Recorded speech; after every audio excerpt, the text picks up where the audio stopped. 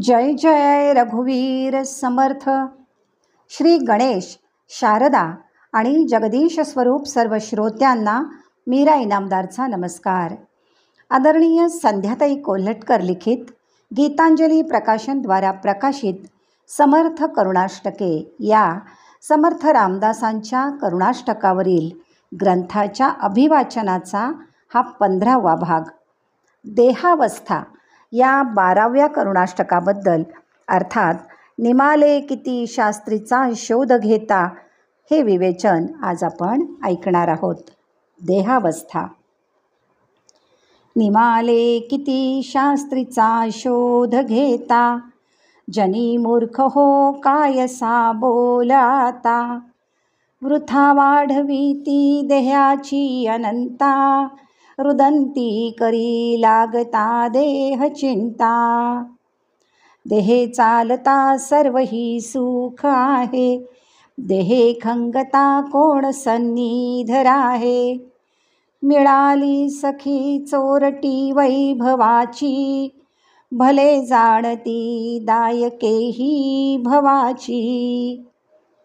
जया कारणे सर्व चिंता करावी, सदा संगती दुर्जनाची धरावी. जया कारणे भोगणे दुःख देही, तया वैभव गेलिया चाडी नाही. न पाहे कदा देव तारुण्य काळी, देहे खंगता सर्व झाली उमाळी. बराडी दिसे बापुडे दैन्यवाणे, तया लागी सांभाळी जे काय कोणे. उठे गर्व हा सर्व तारुण्य काळी, मध्ये मातले चित्त हे काम मेळी. विकारे मनी देव तो आठवेना, पुढे अंतकाळी स्मरेना स्मरेना. श्रीराम. निमाले किती शास्त्रीचा शोध घेता. आतून मनाचा विवेक आणि बाहेरून देहाचं वैराग्य असतं तेव्हा तो निस्संग योगी असतो. अशी अंतर्बाह्य दोन्ही जोड लागते.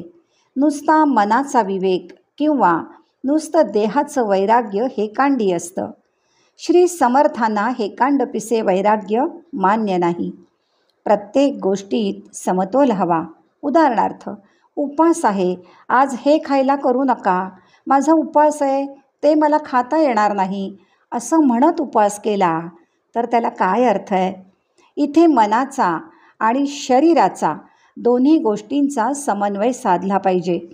आपलं मनावर नियंत्रण असेल पण शरीर जर साथ देत नसेल तरी आपण आपल्या इच्छेवर आणि भुकेवर ताबा मिळवू शकत नाही.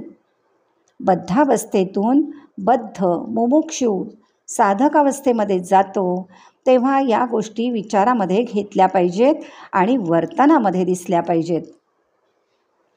साधकाला शरीराची स्थिरता आणि मनाने प्राप्त होणारी शांतता दोन्ही हवी. आपण मनाचा गर्व पाहिला, देहाचा अभिमान पाहिला आणि आता श्री समर्थ आपल्याला देहावस्था या करुणाष्टकामध्ये ज्ञानाचा अभिमान सांगत आहेत.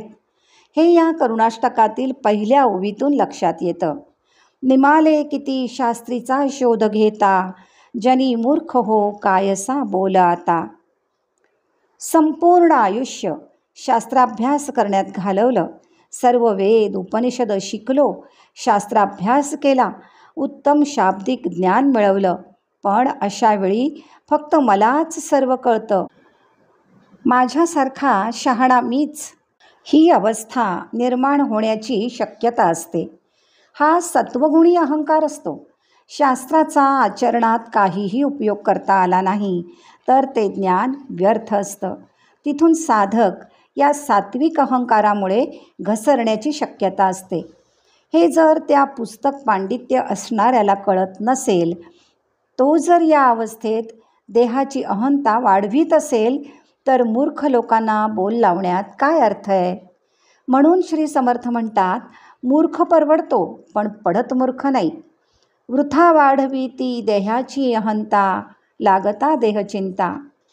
मग असा विचार येतो, शास्त्राचा अभ्यास कशासाठी करायचा?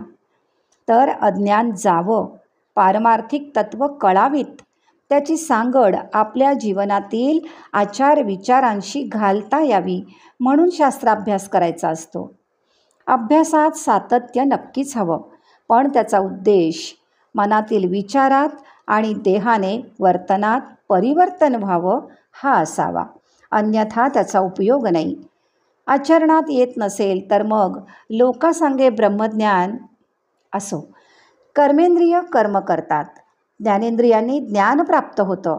ज्ञान आणि कर्म यांची सांगड घातली पाहिजे. श्री समर्थ दासबोधात गणेश ज्ञानरूप तर शारदा कर्तृत्वरूप आहे असं सांगतात. ज्ञान मिळवायचं आणि त्याचा कर्म करताना उपयोग करायचा असतो. ज्ञान आणि कर्म ही जीवनाची दोन चाकं व्यवस्थित चालण्यासाठी शास्त्राभ्यास पाहिजे. बोले तैसा चाले असं सोप्या शब्दात म्हणता येईल. अन्यथा अज्ञानी आणि साधक यात काहीच फरक राहत नाही. आयुष्यभर शिकत राहताना शरीराचं नियोजन आणि अभ्यासाचं उपयोजन आवश्यक आहे, जे वेळोवेळी समर्थांनी दासबोधात सांगितलेलं आहे. शास्त्र आणि त्याचं उपयोजन यावर श्री समर्थांचा विशेष जोर आहे. आधी केले मग सांगितले याचा विचार समर्थ चरित्रामध्ये आपल्याला दिसतो. 1200 सूर्यनमस्कार स्वतः आधी घालत होते, मग सूर्योपासना सांगितली. भिक्षेद्वारा कुटुंबांचं निरीक्षण केलं, नंतर त्या कुटुंबासाठी उपदेश केला. दासबोध सांगताना सुद्धा श्री समर्थांनी प्रत्येक गोष्टीचं उपयोजन सांगितलं. तसंच शास्त्राभ्यास करत राहून त्याचा उपयोग परिवर्तनासाठी करता आला नाही तर त्या देहाचा उपयोग नाही हेही सांगितलं. देहे चालता सर्वही सुख आहे, देहे खंगता कोण सन्निध आहे. देह उत्तम असताना ते उपयोजन करता आलं पाहिजे. युक्ती आहे पण शक्ती नाही, मग त्याचा काय उपयोग? शक्ती युक्तीचा, शक्ती बुद्धीचा निश्चय महत्त्वाचा आहे. देहाच्या अडचणींचा विचार करता आला पाहिजे. पहिली अडचण ही आहे की आयुष्य किती आहे माहिती नाही, म्हणजे प्रत्येक क्षण, आलेला प्रत्येक क्षण महत्त्वाचा आहे हे लक्षात घेऊन उपयोग केला पाहिजे. रिकामा जाऊ नये दी क्षण. देहाची मर्यादा ओळखली पाहिजे, कारण देह विकारी आहे. तो खंगतो, कृश होतो, शक्तिहीन होतो. प्रौढ वयात पाठांतर होत नाही. म्हातारपणी दात पडून तोंडाचं बोळकं झालेलं असतं. राम राम म्हणताना लांब लांब होतं. म्हणजे हे सगळं तारुण्यात शरीर साथ देतं तेव्हा करायला पाहिजे. मी सुंदर हा वृथाभिमान धरण्यापेक्षा देहावस्था सक्षम आहे म्हणजे सुंदर आहे, तरुण आहे, बलवान आहे, तेव्हाच कार्यरत राहायला पाहिजे. सदासेवी अरण्य तारुण्य काळी किंवा अक्षर सुंदर, वाचणे सुंदर, बोलणे सुंदर, चालणे सुंदर, भक्ती ज्ञान वैराग्य सुंदर, करून दावी श्रीराम. 11:6:11 ही योग्य वेळ आहे असं सांगण्याचा श्री समर्थांचा हेतू असावा. न पाहे कदा देव तारुण्य काळी, देहे खंगता सर्व झाली उमाळी. म्हातारपणी सद्बुद्धी येऊन फारसा उपयोग नाही. तारुण्यात केलेल्याचा आपल्याला आणि दुसऱ्याला सुद्धा फायदा होतो. मिळाली सखी चोरटी वैभवाची, भले जाणती दायकेही भवाची. या कडव्याचा विचार करता आधी समर्थ सांगतात, देह खंगला, जर्जर झाला की कोणी विचारत नाही. तसंच देहसुद्धा काहीही कार्य करू शकत नाही. सर्व लोक फक्त आपण धडधाकट असतो, आपल्याजवळ शक्ती, बुद्धी आणि शरीर सामर्थ्य असतं, तोपर्यंत ते वैभव उपभोगण्यासाठी, घेण्यासाठी जवळीक साधतात चोरटी वैभवाची. हे अशाश्वत वैभव चोरीला जाणार आहे. शाश्वत वैभव आपल्यापासून कोणीही चोरून नेऊ शकत नाही असंही श्री समर्थ सुचवतात. इथे सखी हा शब्द नातेवाईक, शेजारी पाजारी, समाज यांचं द्योतक आहे. सुखासाठी सख्य करणारी ती सर्वजण सखी आपल्याबरोबर सख्य करतात आणि सुख उपभोगतात आणि ते उपभोगताना आपणही त्यांच्यात अडकतो. कारण ही सर्वजण दायके म्हणजे देणारी, ही सर्वजण भवसागरातली अशाश्वत सुख देणारी, घेणारी आणि आपल्याला त्यात गुंतवणारी आहेत. प्रत्येकजण स्वतःला सुख मिळतं तोपर्यंत दुसऱ्याला साथ देतो. असे हे सर्व उपभोग घेणारे लोक कसे असतात हे भले जाणती. हे भले जाणती म्हणजे हे ज्ञानी पुरुष जाणतात. म्हणूनच ते अशाश्वत गोष्टींमध्ये राहून शाश्वताचं अनुसंधान ठेवून कार्यरत असतात. ते अशाश्वतात अडकत नाहीत. अनुसंधान याचा शब्दशः अर्थ ध्यान, अंतःकरणापासून एखाद्या गोष्टीवर लक्ष केंद्रित करणं. अनु म्हणजे पाठोपाठ, एक क्षण गेला की पुढचा क्षण. तसेच अनुचा दुसरा अर्थ नित्य. संधान म्हणजे लक्ष्यावर रोख धरणं, एकाग्र होणं. नेहमी सतत नित्य आहे त्यावर अंतःकरणापासून एकाग्रतेने सातत्याने मनापासून लक्ष केंद्रित करणं म्हणजे अनुसंधान. अंतर्मुख झाल्याशिवाय भक्ती होत नाही. भक्ती ही बाह्य गोष्ट नाही, ती अंतरंगाची स्थिती आहे. तसंच त्यासाठी अनुसंधान लागतं. श्री गोंदवलेकर महाराज सांगतात, ज्या गोष्टीचं प्रेम आहे त्याचं अनुसंधान मला सतत असतं. त्यासाठी मला वेगळे श्रम घ्यावे लागत नाहीत. कितीही गडबडीत असलो आणि रस्त्याने जात असलो आणि कुणी आपल्या नावाने हाक मारली तर आपण पटकन वळून पाहतो. आपलं देहावर इतकं प्रेम आहे की मला त्याचं वेगळं अनुसंधान ठेवावं लागत नाही. पण आत्माराम जो आपल्या आतच आहे त्याचं मात्र अनुसंधान कष्टपूर्वक ठेवावं लागतं. अनुसंधान म्हणजे जाणीव जी सर्व शरीरभर व्यापून असते. उदाहरणार्थ, पुस्तक वाचताना एकाग्र झालो तरी मुंगी चावली तर ती जाणीव चटकन होते. भगवंताची जाणीव काया वाचा मने व्यापून राहणं म्हणजे अनुसंधान. एक तू एक तू एक तू विठ्ठला. तसंच भगवद्गीतेमध्येही भगवंत अर्जुनाला कोणतंही कर्म करताना माझ्या अनुसंधानात राहा असं सांगतात. सदा संगती सज्जनांची धरावी मनाच्या श्लोकामध्ये समर्थांनी म्हटलं आहे. आणि असं म्हणणारे श्री समर्थ इथे करुणाष्टकात सदा संगती दुर्जनांची धरावी असं वेगळ्या अर्थाने म्हणतात. सज्जनांची संगती त्यांच्यातील सद्गुण आपल्या आचरणात आणण्यासाठी, तर दुर्जनांची संगती त्यांच्यातले दुर्गुण आपल्यात येऊ नयेत ही खबरदारी घेण्यासाठी, त्यागार्थ विचार करण्यासाठी ती उपयुक्त असते.